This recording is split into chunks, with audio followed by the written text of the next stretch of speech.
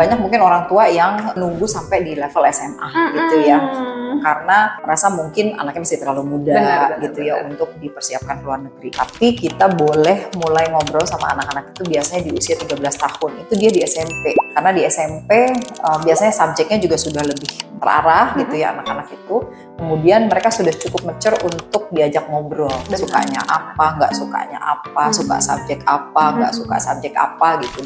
Hai semuanya, balik lagi sama podcast Kumat Kuliah di Malam Jumat.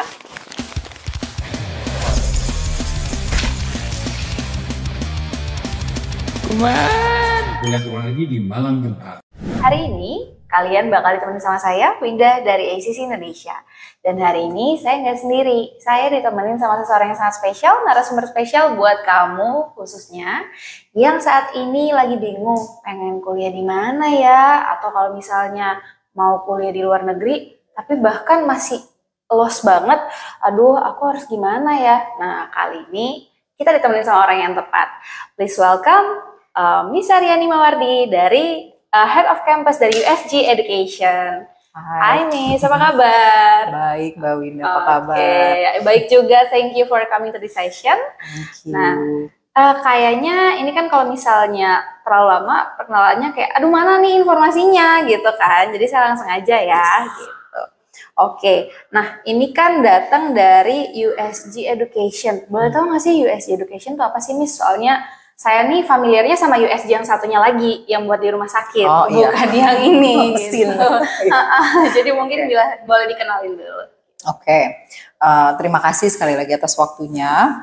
USG Education ini adalah provider pathway, jadi kita menyebutnya pathway, jadi bisa sekolah dulu di sini, kemudian nanti melanjutkan ke luar negeri. Tadi kan Mbak Winda sempat bilang ada yang bingung gitu ya, jadi bisa mulai dulu di sini, kemudian nanti melanjutkan ke sana. Partner-partner kami adalah universitas atau awarding body yang adanya di luar negeri, sehingga kurikulum yang kami jalankan di Indonesia sama persis dengan kurikulum di negara tujuan. Dan negaranya juga banyak sekali, nanti mungkin kita coba bahas. Tapi kurang lebih itulah USG Education. Kami adalah provider dari pathway untuk universitas-universitas di luar negeri. Oke, sip. Nah, tadi kan udah dikenalin dikit mengenai apa sih USG Education. Tapi kayaknya nih kalau misalnya saya scrolling di website, ada banyak banget tuh program-programnya Miss. Sebenarnya sebelum kita melangkah lebih lanjut, saya pengen tahu deh. Kalau mau studi ke luar negeri, idealnya tuh dari kapan sih kita nyiapinnya? Oke. Banyak mungkin orang tua yang menunggu sampai di level SMA gitu ya. Karena merasa mungkin anaknya masih terlalu muda gitu ya untuk dipersiapkan ke luar negeri. Tapi kita boleh mulai ngobrol sama anak-anak itu biasanya di usia 13 tahun. Itu dia di SMP. Karena di SMP biasanya subjeknya juga sudah lebih terarah gitu ya anak-anak itu. Kemudian mereka sudah cukup mature untuk diajak ngobrol. Sukanya apa, nggak sukanya apa, suka subjek apa, nggak suka subjek apa gitu. Biasanya mereka sudah bisa tuh. Jadi orang tua sudah mulai bisa tuh ngobrol dengan anak-anak di usia 13 tahun. Oke, jadi sebenarnya persiapannya tuh bisa dari awal banget ya. Bisa. Dan kebetulan nih di USG Education ada ya. Boleh dikenalin dong apa aja program-programnya, Miss? Oke. Yang pertama kita punya UJC ya, Uniprep Junior College. Jadi bagi orang tua yang ingin menyekolahkan anaknya ke luar negeri atau masih berencana gitu ya, belum tentu akan menyekolahkan di luar negeri juga, tapi kepengen siap-siap gitu. Takutnya nanti tiba-tiba di tengah jalan mau berubah pikiran gitu ya. Nah di sini masih bisa. Jadi UJC itu atau Uniprep Junior College itu adalah levelnya SMA. Jadi kita punya kurikulum IGCSE atau A-level, IGCSE dan A-level. Oke, ada dua berarti ya. Oke, sip. Yang pertama IGCSE dulu itu yang kelas 11 sama dengan kelas 11. A-level mungkin yang nonton juga tahu ya itu. Iya, ada yang udah tahu, tapi kan ada juga yang belum gitu ya. Levelnya kelas 12 atau sama dengan high school completion atau tamat SMA lah gitu ya kalau di sini. Jadi dari situ dulu mulainya kita bagi menjadi dua jurusan, bisnis sama science di IGCSE. Kemudian subjeknya juga kita fokus belajarnya, IGCSE kita hanya 18 bulan. Anak-anak kalau di sekolah biasanya kan banyak tuh ya subjeknya bisa belasan. Iya banyak gitu. banget sampai pusing kadang-kadang. Karena saya juga mengalami ya Miss ya. Sama saya juga mengalami gitu ya. Tapi kalau di sini hanya 7, jadi anak-anak itu bisa fokus belajarnya, bisa lebih cepat. 18 bulan itu jadinya tidak terburu-buru gitu belajarnya. Dan dari situ nanti mereka bisa lanjut ke jenjang selanjutnya. Oke, nice. Nah, terus selain UJC, boleh di-mention lagi nggak sebenarnya apalagi sih program-programnya gitu selain UJC? Lanjut nih ya dari UJC berarti. Iya. Dari Uniprep Junior College atau dari UJC, anak-anak bisa lanjut ke program foundation, itu pilihan pertama. Foundation itu sama dengan kelas 12, jadi bisa menggantikan A-level. Kalau masih bingung, boleh diambil A-level. Kadang ada orang tua yang masih bingung anaknya mau sekolah di mana, universitas apa gitu ya, kemudian di negara mana. Nah, A-level ini enaknya semua negara terima, termasuk Indonesia. Ada beberapa universitas di Indonesia juga terima A-level. Kemudian yang satunya lagi itu tadi foundation, kita bekerja sama dengan UNSW, University of New South Wales dari Sydney, Australia untuk menjalankan program foundationnya mereka di Jakarta. Nice. Gitu. Itu pilihan satunya lagi. Kuliahnya di Indonesia tapi degree-nya dari luar ya? Iya, mulainya di Indonesia, melanjutkannya nanti di sana tahun pertama masuk ke UNSW atau bisa juga ke Group of 8 yang terkenal kan Group of 8 ya. Jadi 8 universitas terbaik di Australia itu semua menerima kurikulum UNSW Foundation. Yes, benar banget. Oke, berarti tadi yang pertama kita punya Uniprep Junior College, yang kedua kita punya foundation-nya, terus ada lagi nggak programnya? Ada lagi, banyak ya. Tapi kan opsinya jadi beragam nih. Betul. Dan negaranya juga bisa beragam. Benar banget. Jadi kita punya juga satu lagi namanya UIC College gitu. Jadi UIC College ini di dalam program UIC College itu sudah ada program foundation-nya. Oke, gitu. Jadi meskipun tadi udah ada program foundation sendiri, tapi sebenarnya kalau ke UIC College ada lagi foundation-nya gitu. Ada lagi dan sudah dijadikan satu gitu ya. Gitu. Jadi ibu bapak gitu ya, anak-anak itu nggak usah mikirin aku harus ngambil program yang ini apa yang ini, kok yang ini katanya ada persamaan kelas 12, yang ini gimana dong. Iya, gitu. benar. Jadi ada, nah enaknya UIC itu juga bisa lebih lama lagi di Indonesia. Jadi yang misalnya mau kuliahnya 1 tahun di Indonesia dulu atau bahkan 2 tahun di Indonesia itu bisa. Jadi nanti di sananya lebih singkat gitu untuk orang tua yang ini macam-macam ya kebutuhannya. Ada yang memang mau cost savings, itu juga bisa 2 tahun di sini kuliahnya, nanti di sana tinggal melanjutkan tahun ketiga atau tahun ketiga dan keempat tergantung negaranya. Atau yang belum cukup umur biasanya iya benar-benar, itu kan kadang-kadang jadi hambatan gitu. Ya, padahal udah siap tapi kayak aduh gimana nih umurnya belum cukup gitu ya. Betul, masih 17 tahun gitu atau masih 16 tahun ya. Itu biasanya kendala kan ya kalau mau dikirim ke luar negeri. Nggak bisa, kasihan gitu. Sih sebenarnya. Gitu. Nah, itu juga bisa jadi solusi bagi orang tua sama siswa yang usianya juga masih terlalu muda. Oke. Berarti overall kita punya 3 program di sini, Uniprep Junior College, terus ada Foundation sama UIC College, di mana masing-masing ini berbeda. Yang satu bisa buat anak-anak SMA, satu lagi yang sudah siap nih mau arah kemana, terus yang satu lagi untuk yang mempersiapkan ke kampusnya gitu. Oke. Nah, tapi kayaknya kan kalau di-mention dikit doang, apa sih nggak jelas nih gitu. Boleh dong kita bahas lebih lanjut lagi, Miss, gitu. Nah, aku agak kepo nih soal si Uniprep Junior College. Soalnya tadi kan juga Miss sempat mention, apalagi kalau misalnya kita mau mempersiapkan studi ke luar negeri, sebenarnya udah bisa loh dimulai dari 13 tahun. Itu kan berarti mereka masih SMP menuju SMA. Dan kebetulan Uniprep Junior College ini kalau dari penjelasan singkat tadi sih cocok banget nih buat anak-anak yang baru mau memulai SMA gitu. Sebenarnya gimana sih si Uniprep Junior College ini bisa ngebantuin student atau siswa-siswa untuk bisa sukses nih nantinya masuk ke kampus-kampus internasional? Oke. Jadi dimulai dari SMA ya Bapak Ibu dan adik-adik anak-anak yang mendengarkan juga, biasanya orang tua atau siswa itu yang tidak terlalu banyak mungkin pengetahuan mengenai studi ke luar negeri, menunggu sampai di level SMA karena anaknya takutnya nggak bisa diajak ngobrol dulu atau belum tahu atau bahkan orang tuanya memang belum siap gitu ya secara pengetahuan. UJC itu menyiapkan anak-anak dengan kurikulum yang pas sebenarnya dengan kurikulum universitas di negara tujuan. Karena kurikulum yang kita pakai kurikulum internasional, kemudian pengajaran yang kita lakukan juga menggunakan bahasa Inggris, sehingga pada akhirnya setelah selesai dari UJC, anak-anak itu dengan opsi yang sebegitu banyak gitu ya di semua negara itu bisa diambil dengan menggunakan kurikulum yang kita pakai di UJC, yaitu IGCSE atau A-Level tadi yang saya sebut. Yang dua gitu. itu. Ya, gitu. Jadi kita menyiapkannya lebih ke situ gitu, bahwa kurikulum itu penting gitu untuk disiapkan dari SMA supaya nggak ada delay gitu. Kadang-kadang banyak university itu, terutama kalau rankingnya cukup tinggi gitu ya, mereka akan meminta si student itu walaupun dia sudah selesai SMA, foundation lagi 1 tahun, jadi ada delay itu 1 tahun gitu. Mungkin kalau misalnya boleh nambahin kali ya untuk Bapak Ibu dan adik-adik semua yang ngedengerin ini, jadi kadang-kadang tuh kalau misalnya kita mau masuk ke kampus di luar negeri, meskipun kita udah lulus dari SMA nasional, sayangnya kita tuh masih harus ngikutin si foundation tadi yang disebutin sama Miss Aryani.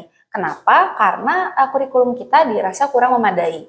Makanya dari UJC ini menyiapkan 2 kurikulum tadi, IGCSE dan A-Level, untuk mempersiapkan kamu supaya bisa masuk langsung ke program selanjutnya kayak gitu. Karena mereka justru menerima kurikulum ini dibanding kurikulum nasional gitu. Jadi keep in mind ya, oke?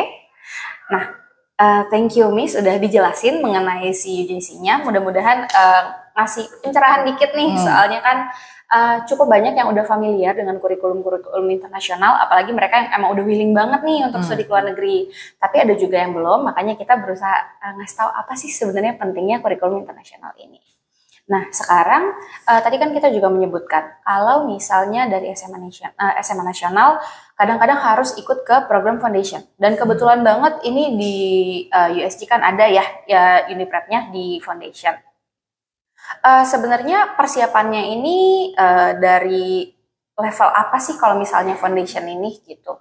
Apakah kalau misalnya mereka semata-mata, aduh aku nggak bisa bahasa Inggris gitu, terus bisa langsung ikut foundation atau gimana? Foundation itu bisa diikuti selesai IGCSE sebenarnya. Jadi karena dia menggantikan A-Level, foundation ini setara dengan kelas 12 atau setara dengan high school completion gitu. Foundation kita dibuat oleh UNSW dan berdasarkan kurikulum kelas 12 sebenarnya di negara bagian New South Wales atau di area Sydney gitu. Jadi pas nanti untuk masuk ke universitas yang ada di Australia gitu. Nah, untuk kemampuan bahasa Inggris tersebut tetap ada entry requirement gitu yang memang kita butuhkan untuk masuk ke program foundation gitu. Tapi kalau memang, tapi tetap dia lebih rendah ya dibandingkan di sana. Dan kalau memang perbedaannya itu masuk gitu ya, walaupun lebih rendah kan tetap yang tadi saya bilang, walaupun tetap ada entry requirement, tapi bisa lebih rendah gitu di Jakarta, sehingga nanti selama foundation itu berlangsung kurang lebih 8 sampai dengan 10 bulan gitu tergantung intake-nya, itu anak-anak juga pasti bahasa Inggrisnya akan membaik ya, itu pasti gitu selama 8 sampai 10 bulan karena kembali lagi tadi penyampaiannya juga di bahasa Inggris gitu. Dan juga bahasa Inggris yang kita berikan di program Uniprep Foundation ini adalah bahasa Inggris akademik gitu. Jadi sesuai otomatis dengan kebutuhan ya. Betul. Jadi otomatis mereka akan lebih mudah nanti dalam menerima subjek di UNSW atau di universitas lain yang ada di Australia. Oke. Sip. Tapi tadi saya sempat dengar nih di-mention UNSW itu kan kampus top Australia ya, seperti yang tadi juga kita sebutin di atas. Ini emangnya tulisan gitu sebelumnya. Jadi ini kan part of Group of 8 atau kampus-kampus terbaiknya di Australia.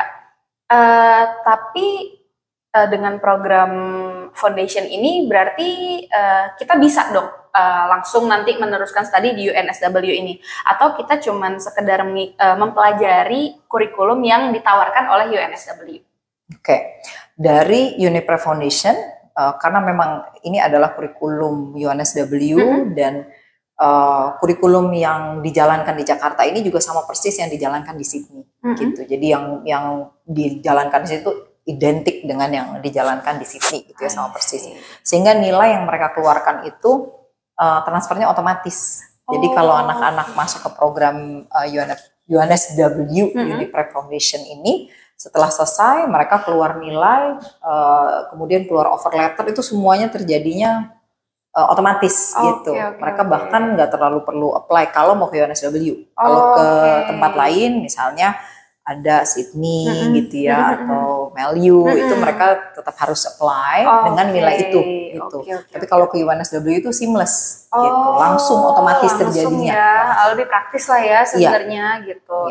Karena ini kan berarti kerjasama resmi gitu ya, programnya resmi, jadi kayak sudah terjamin lah gitu. Dan siapa sih yang nggak tahu UNSW gitu. Kalau bisa kita buka ranking-rankingan nih buat yang suka banget sama ranking di QS kayak atau di Times Higher Education, coba itu dicari UNSW itu pasti muncul di situ. Jadi kayak ya bener sih memang ini pathway-nya tuh ke arah situ gitu. Apalagi yang pengen ke Aussie gitu kan. Betul. Oke, menarik. Rankingnya itu sekarang 19 di dunia. Jadi baru naik ya. Ya, siapa yang tidak mau berkuliah di kampus nomor 19 di dunia gitu. Ya meskipun kita nggak bisa berpaku sepenuhnya ke si kampus, itu kan kualitas kita juga yang menentukan. Tapi di sisi lain dengan kita menempuh studi di kampus yang udah terjamin kualitasnya, pasti kan ada sesuatu nih yang kita bawa, ada sesuatu yang kita dapatkan. Jadi pada akhirnya ya kita juga sih yang mendapatkan something gitu. Oke. Ini menarik banget sih, dan mudah-mudahan shine a light ya untuk mereka khususnya yang pengen kuliah di Australia. Nah, selanjutnya kan negara nggak cuma di Australia doang nih ya Miss ya. Kepo dong, kalau misalnya dia mau studi ke negara lain, ada programnya nggak sih Miss? Oke, banyak programnya. Ada ini ya berarti ya. Ada. Jadi kita juga punya namanya UIC College. Nah, UIC College ini levelnya itu tadi dimulai dari foundation, kemudian ada diploma gitu. Kita sebutnya diploma, jadi ekuivalensinya itu sama dengan tahun pertama universitas dan tahun kedua universitas gitu. Kita punya partner di Australia, kita punya partner di UK, kita punya partner di Amerika gitu. Nah, siswa bisa mulai dulu nih di UIC College tahun pertama, tahun kedua, baru nanti di tahun ketiga, tahun keempat tergantung ya, kalau ke Amerika atau ke Kanada sekolahnya harus 4 tahun, jadi melanjutkannya tahun ketiga, tahun keempat bisa transfer ke sana untuk melanjutkan kuliah dan dapat bachelor gitu. Kalau yang mau ke Australia bisa 1 tahun dulu di sini, bisa 2 tahun dulu di sini, kemudian nanti melanjutkan ke bachelornya di tahun ketiga atau tahun kedua di Australia. UK juga sama, tahun pertama, tahun kedua bisa dilakukan di sini, kemudian nanti lanjut tahun ketiga di UK untuk mendapatkan bachelor. Jadi bedanya UIC ini lebih lama di Jakarta. Kalau Uni Prep Foundation tadi mulai tahun pertama di universitas di sana, betul. Kalau UIC itu lebih lama di Jakarta. Tadi juga untuk anak-anak yang mungkin usianya belum cukup, atau orang tuanya mau cost savings juga, benar. Atau ada juga yang mungkin orang tuanya merasa anaknya juga belum siap untuk berangkat luar negeri. Iya, benar gitu. Benar. Tapi di antara itu. Iya, tapi di sisi lain mereka tetap bisa lah ya gitu mengarah ke studi di luar negerinya. Bisa. Cuman mungkin kita harus mempersiapkannya di Indonesia dulu. Kita adaptasi, beradaptasinya di Indonesia dulu sebelum akhirnya berangkat gitu ya. Oke, berarti possible ya nih kita untuk studi dulu di Jakarta, habis itu langsung lanjut ke luar negeri. Bisa. Mau ke UK, mau ke USA, mau ke Kanada, mau ke Australia, itu berarti bisa lewat UIC College. Oke, nah tapi kan untuk studi ke luar negeri itu tuh nggak sekedar cap cip cup gitu kan, kayak ya itu game doang permainan kita. Tapi kalau misalnya memilih negara atau hal-hal lainnya itu kan banyak tuh pertimbangannya. Sebenarnya apa aja sih yang harus dipertimbangkan gitu sebelum kita memilih pengen studi di UIC nih tapi mau ambil negara yang mana ya gitu. Ada tips gak Miss? Oke. Sebenarnya sebelum memilih universitas atau memilih negara, yang kita lakukan di UIC, yang kita lakukan juga di UJC, itu sebenarnya adalah kita memberikan assessment kepada anak-anak. Ada assessment minat yang kita kasih sehingga kita bisa petakan gitu. Anak-anak, ibu, bapak yang nonton ini juga bisa ya melakukan assessment itu. Assessment minat banyak di institusi-institusi mungkin psikologi gitu, itu juga bisa melakukan tes minat. Di tempat kita juga bisa melakukan tes minat. Dari situ setelah dapat kira-kira mau jadi apa, barulah kita menentukan sebenarnya universitas dan negaranya gitu. Karena beda university, beda ranking untuk fakultas tertentu. Ada yang kuat di engineering, ada yang kuat di bisnis. Benar. Nah itu juga harus jadi pertimbangan. Kemudian universitas juga di UK ada ratusan gitu ya. Banget gitu kan. Di Australia ada puluhan, di Amerika ada ribuan. Gitu. Itu juga menentukan tujuan si anak gitu ya. Kemudian kota itu juga menentukan, misalnya mau kuliah di kota kecil ataukah di kota besar gitu, ataukah kota populer yang banyak orang Indonesianya gitu. Itu juga bisa menjadi penentu kira-kira nanti anaknya mau disekolahkan di universitas mana dan di negara yang mana. Oke. Berarti emang dari UIC College sendiri itu sudah membantu studennya mengarahkan dari mulai assessment ya, supaya jurusannya juga lebih enak nih kita mappingnya. Betul. Jadi kita nggak cuma mapping peta buta gitu, aduh mau di mana nih gitu, tapi kita mapping juga jurusannya apa nih yang lebih cocok buat si studennya. Baru dari situ diarahkan untuk kira-kira kita mau ke negara mana sih, karena kan tiap-tiap negara karakteristiknya beda. Terus dari situ baru kita mulai melihat lebih lanjut kali ya. Tapi berarti itu aja yang perlu dipertimbangkan, Miss? Atau ada yang lain nggak sih yang harus dipertimbangkan? Biasanya juga biaya gitu ya. Oh iya benar. Beda keluarga, beda anak, beda ini itu beda biaya yang dibutuhkan. Kemudian kalau misalnya ada orang tua atau anak-anak yang mencari beasiswa gitu, itu opportunities beasiswa itu di beda-beda negara itu beda-beda opportunitiesnya gitu. Sebenarnya semakin banyak universitasnya di negara itu semakin banyak opportunities untuk beasiswa gitu. Jadi itu kemudian yang juga menentukan sebenarnya karakter anak gitu ya. Karakter anak itu juga penting. Tadi kita sebelum ini ngobrol-ngobrol sedikit gitu ya, karakter anak itu kalau misalnya anaknya pemalu gitu ya, anaknya agak-agak introvert gitu ya.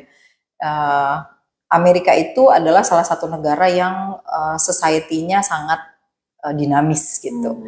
Jadi anak itu banyak sekali mengalami perubahan dan pendidikannya mereka sangat holistik gitu. Yang sekarang itu banyak juga ditiru sama negara-negara Australia, negara-negara UK itu akademiknya juga lebih ke arah holistik sekarang, yang well-rounded lah gitu. Benar. Sehingga sekarang mulai terjadi kemiripan tuh di antara negara-negara itu tersebut, gitu, dan mengarahnya ke sana karena membangun anak itu tidak hanya di akademik tapi juga di karakter gitu, sehingga dia nanti pada saat bekerja itu bisa jadi fleksibel gitu ya, bisa dalam pengambilan keputusan itu bisa fleksibel dan bisa banyak gitu ya, idenya nggak cuma satu itu karena pendidikannya yang holistik gitu. Sekarang universitas terkemuka di luar negeri itu sudah menerapkan itu gitu, pendidikan yang sangat holistik gitu ya, untuk supaya anak-anaknya itu bisa lebih baik pada saat nanti dia masuk ke dunia kerja gitu. That's actually very nice karena dari yang saya tangkap nih berarti kan UIC juga memperhatikan well-beingnya student ya, karena kan kita nggak bisa mungkiri kalau misalnya kita mau studi di luar negeri perjalanan tuh panjang dan kita kemungkinan besar nih ya akan jauh sekali dari keluarga kita, karena most of the time student itu akan berangkat sendiri. Jadi makanya tadi dari awal pun disarankannya tidak sekedar pilih negara, tapi kita assess dulu dari minatnya gitu, biar nanti pas studi juga mungkin kalau mengalami kesusahan, tapi kita mempelajari apa yang sesuai minat kita akan lebih less challenging. Saya nggak akan bilang hilang itu challenge-nya, kan nggak mungkin kayak gitu ya. Tapi mungkin karena kita ada minat gitu di situ, jadi less challenging. Makanya dari awal pun berangkatnya dari assessment, dan ternyata nggak cuma cap-cup lagi seperti yang tadi saya bilang, ada hal lain yang juga diperhatikan yang mungkin ini apa ya, kadang-kadang miss gitu, yaitu karakter si anak itu sendiri gitu. Karena ternyata seperti yang tadi Miss bilang, anak-anak introvert kayaknya cocok negara ini deh, karena apa ya, environment-nya mereka itu seperti apa sih kayak gitu. Berarti kan apa ya, yang bisa saya bilang adalah well-being-nya juga diperhatikan, sehingga kita orang tua ya khususnya nggak usah khawatir terhadap apa sih yang akan dipilih sama anaknya. Dan kalau misalnya nanti studi di UIC College terus di luar, terus nanti anak saya gimana, masih diurusin nggak gitu, karena diberangkatkannya dengan baik lah gitu ya anggapannya. Oke, nice. Tapi Miss, ada satu lagi nih yang pengen saya tanyain. Tadi kan ada berbagai hal yang dipertimbangkan, termasuk scholarship dan living cost. Nah, sedengar saya nih, dan sepengalaman saya juga pastinya sebagai education counselor, itu kan kalau misalnya kita sudah di luar negeri, ada yang namanya graduate visa. Nah, parents itu biasanya ada nggak sih yang suka nanyain tentang graduate visa atau opportunity graduate visa nih, sebagai hal yang bikin mereka menentukan, aduh mau kuliah di mana ya? Gitu. Sebenarnya banyak sih pertanyaan itu, dan salah satu alasan kenapa juga orang tua itu memberangkatkan anaknya untuk kuliah di luar negeri itu salah satunya supaya anaknya juga bisa bekerja dulu di luar negeri gitu. Jadi begitu kembali ke Indonesia, otomatis mereka memiliki tidak hanya degree dari luar negeri tapi juga pengalaman kerja dari luar negeri, yang membuat competitiveness-nya mereka begitu kembali ke Indonesia itu naik beberapa tingkat lah gitu ya. Bener. Jadi beberapa negara, beda-beda negara memang berbeda-beda policy-nya. Di berapa lama sih si anak itu bisa kerja gitu ya sesudah selesai kuliah. Tapi semua negara ini yang tadi kita udah sebut itu memberikan opportunities untuk bekerja setelah mereka selesai kuliah gitu. Mungkin nanti bisa dicek sama Mbak Winda atau sama kita gitu ya. Kira-kira berapa lama sesudah kuliah mereka bisa stay gitu ya, stay back di negara itu. Ada yang 1 tahun, ada yang 2 tahun gitu ya, dan di major-major tertentu bisa lebih lama juga gitu ya dibandingkan dengan major yang lainnya. Tapi itu sekarang setiap kali kita counseling gitu ya, setiap kali kita presentasi, bahkan kita undang universitas, itu juga salah satu pertanyaan yang sering keluar tuh dari orang tua. Jadi mereka sudah lebih aware gitu kalau oh ternyata ada opportunity itu. Seperti apa sih opportunity-nya? Semudah apa sih mendapatkan pekerjaan di sana gitu ya? Karena university kan juga pasti membantu tuh untuk karir. Mereka punya departemen sendiri khusus untuk ngurusin karir gitu ya. Jadi anak-anak itu pasti nanti ketemu sama future employer gitu. Mereka di set upkan appointment, bahkan dengan nggak di set upkan ya, cuma dipertemukan gitu dengan universitas dengan adanya career fair atau job fair gitu, yang juga seringnya diadakan di universitasnya langsung gitu. Jadi opportunity-nya ada gitu ya. Kemudian kemudahan itu juga semakin mudah gitu buat anak-anak mendapatkan pekerjaan setelah mereka lulus. Oke. Berarti informasi ini juga transparan ya anggapannya, nggak di hide, dan kita juga berusaha memprovide informasi ini supaya siapa tahu ini menjadi salah satu opsi yang diinginkan. Jadi bisa jadi pertimbangan juga nih sebelum milih gitu kan. Karena kan kita harus bijak untuk memilih. Karena kita bisa bilang mungkin studi ke luar negeri ini investasi kali ya. Oh banget ya. Harus dipikirin udahnya bagaimana ya bisa dapat investasi yang hasil yang menguntungkan. Benar. Jadi investasi itu nggak sekedar bibit, reksadana atau apalah gitu kan. Tapi ada juga yang namanya studi di luar negeri. Yang itu tuh bakal balik lagi ke kita karena impact-nya tuh benar-benar kita yang ngerasain. Terus kayak skills-nya kita yang ngedapetin, ilmunya juga kita yang ngedapetin. That's why makanya dari tadi saya kepo nih, kenapa harus apa sih kira-kira yang harus dipertimbangin, terus kayak apa sih perbedaan tiap-tiap program, karena itu penting ya untuk mereka mencari tahu informasinya terlebih dahulu, dan kebetulan kita di sini bisa memberikan informasi tersebut, jadi why not gitu. Nah, tadi kan udah kita ngebahas nih Miss 3 program, mulai dari UJC, terus kita juga ngebahas foundation, terus kita juga ngebahas UIC College.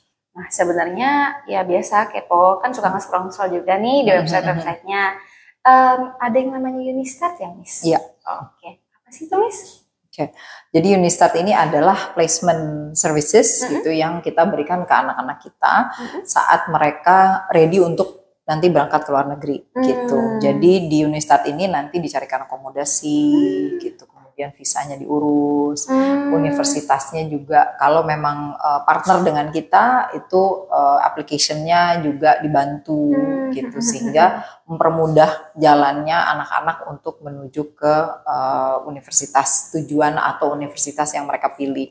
Kita juga melalui Unistart juga banyak mengundang universitas untuk hadir di Jakarta, sehingga para orang tua gitu ya, siswa itu bisa ngobrol langsung juga dengan universitasnya untuk tahu kira-kira ya tadi ada beasiswa enggak gitu, tuitionnya ada perubahan atau tidak gitu ya, terus cost of livingnya berapa sih di situ, saya bisa kerja nggak selama kuliah, nanti terus opportunitiesnya setelah kerja itu seperti apa gitu. Jadi orang tua nggak hanya dapat informasi dari kita, tapi juga langsung bisa mendapatkan informasi itu dari universitas. Gitu. Jadi mungkin yang punya trust issue bisa lebih di-solve gitu ya. Karena kan kadang-kadang, aduh ini bener nggak ya? Iya, jangan-jangan ya, Miss ya. Jangan-jangan ini marketing. Iya, gitu ngibul-ngibul doang nih, nggak Oh. mungkin nih gitu. Oke, berarti mendatangkan sumber terpercayanya juga. Gitu. Berarti di Unistat ini bisa dong ya konsultasi-konsultasi juga gitu sebelum memilih programnya gitu. Karena kan kadang-kadang justru para student dan parents itu datang ada yang sudah memiliki jawaban, ada yang sudah memiliki keputusan, tapi ada juga yang masih mencari pertimbangan atau bahkan mencari opsi gitu kan. Jadi berarti mereka bisa mencari informasi di situ dan mendapatkan sesi konsultasinya juga gitu ya Miss ya.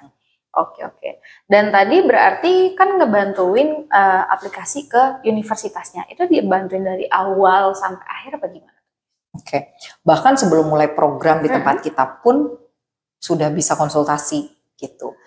Untuk menentukan juga sebenarnya memutuskan gitu ya, sebenarnya program kita pas nggak sih buat si anak gitu ya, pas nggak ya buat orang tuanya gitu. Jadi kita biasanya nanti bikinkan study plan gitu, dari sini nanti jalannya ke sini atau ke sini, terus selanjutnya ke universitas mana, lengkap juga dengan biaya yang dibutuhkan selama belajar di Indonesia dan kira-kira selama belajar di luar negeri nanti ya, karena biasanya ada perubahan biaya tuh 2 tahun 3 tahun ke depan kan ada perubahan biaya. Nah itu juga kita bisa berikan biaya saat ini, jadi kira-kiranya berapa gitu ya. Nah itu bisa kita lakukan bahkan sebelum anaknya mulai, dan selama anaknya sekolah ya tadi bisa ketemu sama university gitu, dan bisa langsung juga konsultasi dengan universitinya pada saat mereka hadir. Dan kita juga selain Unistart, UIC juga staffnya kita punya academic counselors juga yang bisa membantu mengarahkan programnya lebih baik kemana. Karena seringnya mungkin juga kejadian di sini ya, hari ini mau ke sini, besok berubah. Mau kemana? Nah, mau belajarnya juga suka berubah. Tiba-tiba negara tujuannya berubah. Gitu. Benar. Nah itu kejadiannya sering sekali, sehingga selama anak itu belajar juga kita bisa bantu sehingga mereka nggak bingung lah gitu ya. Kalau aku tiba-tiba mau belajar ini atau aku tiba-tiba mau pindah negara, orang tua itu nggak sulit gitu ya, tinggal ke kita. Kalau tiba-tiba anaknya mau ke negara ini, jalannya gimana nih? Apakah mereka masih on track ataukah mereka tiba-tiba harus pindah? Iya, pindah jurusan atau bagaimana? Tapi karena kita juga punya pilihan banyak di dalam program kita sendiri, karena tadi programnya banyak ya, terus partnernya juga banyak. Benar. Kepindahan atau perubahan-perubahan itu bisa diakomodasi biasanya sama kita. Oke. Iya. Karena mungkin kebutuhan-kebutuhan yang mungkin akan diubah itu sudah tercover ya, maksudnya di program-program yang ada. Karena kan tadi dari berbagai level tuh. Iya. Gitu. Oke, nice. Berarti personalized plan lah ya, kalau saya bisa bilang gitu. Nice. Sama ini Miss, tadi kan sempat disebutin tuh tentang akomodasi. Dibantuin juga dong berarti? Dibantuin banget. Oke. Kadang-kadang itu justru yang bikin lumayan pusing ya. Karena apalagi belum pernah ke sana kan. Bener. Nggak ketahuan mau tinggal di mana. Benar. Gitu. Nah enaknya lagi sebenarnya juga melalui program di UIC gitu ya, atau di Uniprep. Ini kan anak-anak itu karena mulainya di Jakarta dulu, jadi mereka punya teman di Jakarta. Oh iya benar. Bisa berangkat bareng. Benar. Bahkan ada yang bisa tinggal bareng juga, satu apartemen gitu ya, satu ada yang bisa satu kamar 2 orang. Sharing bedroom ya, gitu. Ada juga yang begitu, ada yang satu apartemen, sehingga orang tua tuh lebih tenang sebenarnya karena anaknya ada temen gitu berangkat. Ya. Betul. Ini biasanya para orang tua nih, para ibu-ibu gitu ya, itu biasanya tukeran nomor telepon gitu ya, jadi pesen-pesen lah ke ini gitu. Bahkan ada yang nitipin anaknya pada saat mereka nganter bareng ke misalnya UK gitu ya, salah satu si orang tua ini nggak bisa nganter, dititipin gitu. Jadi itu tambahan poin aja sebenarnya gitu ya, buat orang tua dan buat anak-anak ada sedikit ketenangan di sana berangkatnya nggak sendiri. Benar. Dan mungkin kalau anaknya lagi sakit atau nggak bisa dihubungin atau apa gitu kan bisa ngontak temennya gitu. Iya benar juga sih. Soalnya ya itu tadi, apalagi kalau misalnya kita ngomongin USG berarti kan student-student ini kita asumsikan baru pada lulus SMA gitu kan. Jadi kan ketika mereka terekspos ke dunia yang baru itu takutnya mereka mungkin kepo nih, pengen coba ini gitu kan. Nah kalau misalnya nggak ada yang bisa membantu mengawasi mungkin ya, meskipun mereka seumuran tapi kan bisa nih sama-sama saling mengawasi, saling jaga, benar gitu. Lebih lega sih ya. Benar. Berarti ya bisa saya bilang sebenarnya kan kadang-kadang ada tuh yang pengen langsung udah studinya langsung di luar aja, tapi kalaupun kita memilih untuk studi di Indonesia dulu sebelum pada akhirnya kita berangkat keluar, tetap ada kok benefit yang bisa kita dapetin. Dan ini tuh nggak seburuk kelihatannya kali ya, mungkin saya bisa bilang gitu. Karena kan kadang-kadang prestis atau apa gitu yang dipertimbangin. Tapi sebenarnya kita harus lihat lagi ada hal-hal lain yang sebenarnya mulai dari cost juga bisa kita save, terus dari network kita bisa dapat gitu, terus kayak dari adaptasinya kita juga bisa. Jadi banyak lah ya gitu yang bisa kita dapetin dengan studi dulu di Indonesia, baru nanti kita lanjutin keluar. Tuh. Ada pertanyaan dong satu, Miss, ini kalau misalnya di total gitu ya secara biaya, kalau misalnya dia mulai dari Indonesia dulu, itu kira-kira mengurangi budgetnya sejauh mana sih? Karena kan kalau anggaplah kita ambil foundation di Indonesia, biaya hidup di Indonesia dan lain-lain, tapi kan kita mendapatkan kualitas yang sama ketika dia di sana. Itu secara budget tuh bisa ngompres seberapa banyak sih? Oke. Yang paling pertama bisa dihilangkan itu adalah biaya hidup gitu, karena kan masih tinggal sama orang tua. Benar. Dan biaya hidup itu kalau kita lihat tuition, misalnya let's say tuitionnya kita ambil angka yang tengah-tengah aja ya, misalnya 35.000 US dollar atau 35.000 Australian dollar gitu ya. Biaya hidupnya tuh bisa segitu lagi setahun gitu. Jadi itu bisa hilang otomatis gitu. Kemudian kalau kita bicara misalnya 2+2 gitu ya, atau 2+1 gitu. Selain biaya hidup, biasanya tuition kita itu di Jakarta itu hanya setengahnya atau bahkan bisa 30% dibandingkan dengan tuition yang di sana gitu. Jadi kebayang Bapak Ibu bisa hemat dalam 1 tahun itu 50 sampai dengan 70%, tergantung negaranya ya, karena beda-beda negara, beda-beda ini juga gitu ya, beda-beda tuition, kemudian university-nya juga kembali lagi tergantung ranking gitu ya. Rankingnya lebih tinggi, pasti uang sekolahnya lebih mahal. Benar. Gitu.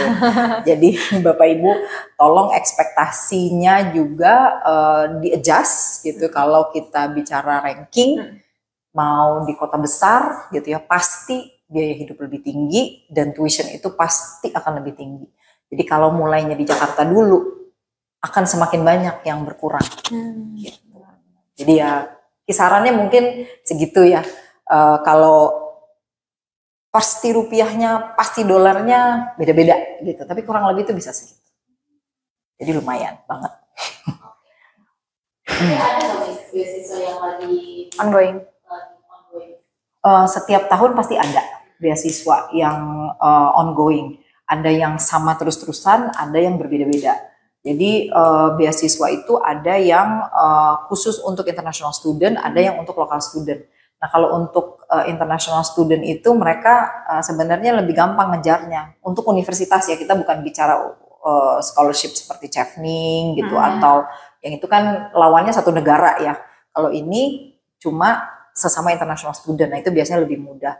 Dan biasanya juga ada beasiswa-beasiswa tertentu nih yang hanya khusus buat partner gitu, karena kita partner jadi beasiswanya itu hanya buat murid-murid kita. Nah itu lebih enak lagi karena saingannya kan nggak banyak. Benar gitu. Untuk partner mereka punya, jadi mereka sebutnya untuk pathway student lah gitu. Ada yang sebutnya pathway scholarship yang hanya buat partner yang menyelenggarakan pathway di manapun, di negara-negara manapun, sehingga nanti lawannya ya cuma si pathway providers itu aja. Kalau seperti misalnya UNSW gitu, itu dia punya yang khusus untuk pathway provider gitu. Jadi nggak ngelawan satu dunia gitu ya untuk masuk ke situ. Di Amerika itu banyak hampir setiap university itu memberikan scholarship. Memang beda-beda jumlahnya gitu. Dan jarang sih yang full. Kecuali memang ada arrangement khusus gitu ya. Tapi biasanya kayak misalnya beasiswa Indonesia maju gitu atau LPDP itu beda ya gitu. Tapi setiap university itu pasti punya scholarship programs. Di UK itu ada tapi nggak ada yang full. Tapi ada pasti. Jadi pengurangan itu pasti ada dan khusus buat kita tuh pasti ada. Di US juga sama, yang khusus buat kita itu ada. Bahkan jumlahnya ada yang fantastis loh, jumlahnya bisa setengahnya dari uang sekolah gitu. UNSW itu juga sama, UTS College itu juga sama. Mereka punya scholarship yang khusus buat pathway providernya mereka. Jadi kita sarankan untuk orang tua, untuk anak-anak langsung ngomong di awal. Saya mau cari scholarship karena deadline application scholarship itu juga berbeda. Gitu. Nah itu yang wanti-wanti tuh dari awal, jangan miss ya gitu. Terus mesti bikin ini nilainya harus sekian. Nah itu yang harus anaknya tahu ya. Ada pertanyaan dari Pak lagi nih, kalau di dalam ruangan kelas itu se-eksklusif apa sih? Misalnya di kelas cuma bisa maksimal berapa orang supaya dia ada kedekatan. Kalau dari BSD sendiri gimana? Oke. Untuk yang SMA itu kita maksimal di 25 students. Tapi itu jarang sih karena kita kan harus pisah lagi tuh. Dan kalau di level SMA itu English, Math, Computing Studies itu pasti gabung. Gitu. Nah gabungnya ini aja nggak boleh lebih dari 25 gitu. Jadi begitu dia masuk bisnis, masuk sains itu pasti akan berkurang lagi jumlahnya gitu. Supaya anak-anaknya bisa fokus karena kita semua programnya fast track. Jadi anak-anak itu nggak bisa terlalu banyak karena kalau nggak gurunya nggak bisa fokus gitu dengan anak-anak yang terutama butuh bantuan. Untuk di program-program lainnya itu biasanya kita capnya di 15 sampai dengan 18. Jadi nggak banyak memang gitu. Kalau nggak si program 10 bulan nggak jadi 10 bulan. Nih, nanti panjang gitu jadinya. Gitu. Kalau mengajarnya Pengajar kita variasi, kita ada yang native speaker juga, ada yang lokal. Memang kebanyakan yang lokal, tapi hampir semua pengajar kita itu mungkin di sekitar hampir 80% itu biasanya lulusan dari luar negeri.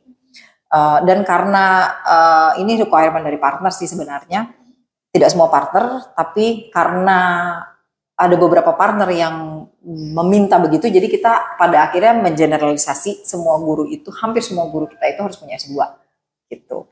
Dan kebanyakan juga dari luar negeri gitu. Jadi hampir di 80% lah gitu kurang lebih itu mereka adalah lulusan dari Amerika, lulusan dari Australia, lulusan dari ada juga yang dari UK, Amerika, Australia, UK, ada juga dari beberapa negara di Asia, seperti misalnya Singapura gitu, Korea, ada yang punya S2-nya dari Korea, dan ada beberapa juga yang S2-nya ini beasiswa gitu, jadi ada guru kita itu dapat chevening gitu, ada yang LPDP gitu, jadi ada beberapa yang memang mereka juga dapat beasiswa dari yang cukup bergengsi lah gitu beasiswanya. Yang membuktikan juga kualitas mereka lah ya berarti. Iya, dan karena kita juga ada requirement dari partner. Yang menyaring itu mereka sebenarnya, gitu. Jadi kita justru harus mengajukan CV-nya seperti ini, gitu. Pengalamannya mereka seperti ini. Ada juga satu program itu yang gurunya harus kirim demo teaching, video. Jadi mereka video diri sendiri ya. Jadi mereka melihat gitu, dan kita kan di cukup dekat ya di kontrol oleh partner gitu. Mereka setahun itu datang 2 kali gitu biasanya untuk ngecek pekerjaan anak-anak, dan banyak sekali yang secara exam kemudian assignment itu mereka yang cek, bukan kita gitu. Jadi kebagusan dari guru-guru kita itu akhirnya terseleksi dari situ. Kalau kita ngajarnya nggak bener kan otomatis assignment-nya jelek. Assignment atau exam-nya pasti hasilnya juga nggak bagus gitu. Otomatis itu kalau kita nggak sama ngajarnya dengan mereka. Alright. Oke, berarti tadi kita udah bahas banyak banget ya Miss. Kita mulai ngebahas saking banyaknya sampai ini ngomongnya banyaknya ketelinsuk. Iya biasa gitu. Kita tadi udah bahas tentang UJC, terus kita udah bahas foundation, kita juga udah bahas UIC College, dan kita juga ngebahas tentang Unistart. Udah banyak banget yang kita bahas, mulai dari perbedaan tiap-tiap program, diperuntukkan untuk siapa, terus tips untuk memilih kampus atau memilih jurusan seperti apa yang di-provide, dan hal-hal lainnya. Nah, sebelum kita menutup sesi kali ini, unfortunately waktu kita sudah selesai sehingga kita harus akhiri sesi ini. Boleh dong Miss, khususnya mungkin untuk student-student yang mau pursuing undergraduate, apa sih yang kira-kira harus dipersiapin sebelum mereka mempersiapkan studinya ke luar negeri? Oke. Kembali lagi tadi yang sudah saya cover gitu, yang paling penting itu sebenarnya pemilihan kurikulum, pemilihan program yang pas, sehingga begitu anaknya transfer atau mulai kuliah di luar negeri itu tidak terlalu banyak yang di-adjust gitu, yang harus di-adjust mungkin hanya time management gitu ya, tapi time management pun kan kita juga masukkan ke dalam kurikulum. Mungkin hidup aja ya, nggak ada mbak ya, nggak ada yang bangunin setiap pagi gitu, jadi adaptasi hidup aja yang harus di-adjust gitu oleh anak-anak, tapi secara kurikulum itu bisa lancar, sehingga tingkat kesuksesan itu juga pasti akan tinggi pada saat mereka kuliah di sana. Kemudian juga dengan kurikulum yang pas, nggak ada delay dan tidak ada penambahan biaya gitu ya, yang tadinya mungkin harus ambil foundation jadi nggak perlu lagi ambil foundation di sana gitu, jadi itu juga akan lebih murah. Dan yang satu lagi juga saya biasanya sampaikan kepada orang tua, kepada anak-anak, persiapan secara mental gitu, karena yang biasanya nggak siap itu ibunya atau bapaknya. Anaknya siap mau berangkat ke luar negeri, yang harus menyiapkan mental tuh orang tua. Gitu ya. Sebentar lagi anak saya 10 bulan lagi udah berangkat gitu. Tiba-tiba masa bulan depan udah jalan gitu. Nah itu yang kadang-kadang orang tua itu juga lupa untuk mempersiapkan tuh diri sendiri gitu. Jadi mungkin itu aja pesan dari saya. Oke, sip. Berarti mulai dari sekarang coba dikaji kurikulumnya. Dan yang kedua, kepada yang terhormat Bapak Ibu sekalian, mohon mentalnya dipersiapkan seperti itu supaya bisa lega ya melepaskan anak-anaknya untuk menempuh studi dan meraih impiannya mereka. Buset, Winda Golden Ways. Sorry. Oke, mungkin itu aja dari saya. Thank you so much, Miss. Udah banyak banget nih yang dikasih ke kita. Mudah-mudahan berguna buat adik-adik yang mau melanjutkan studi ke luar negeri, dan terutama untuk Bapak Ibu yang sedang mencari opsi untuk anak-anaknya. Sekian dari kita. Yuk, saya goodbye Miss. Bye-bye. Bye, thank you.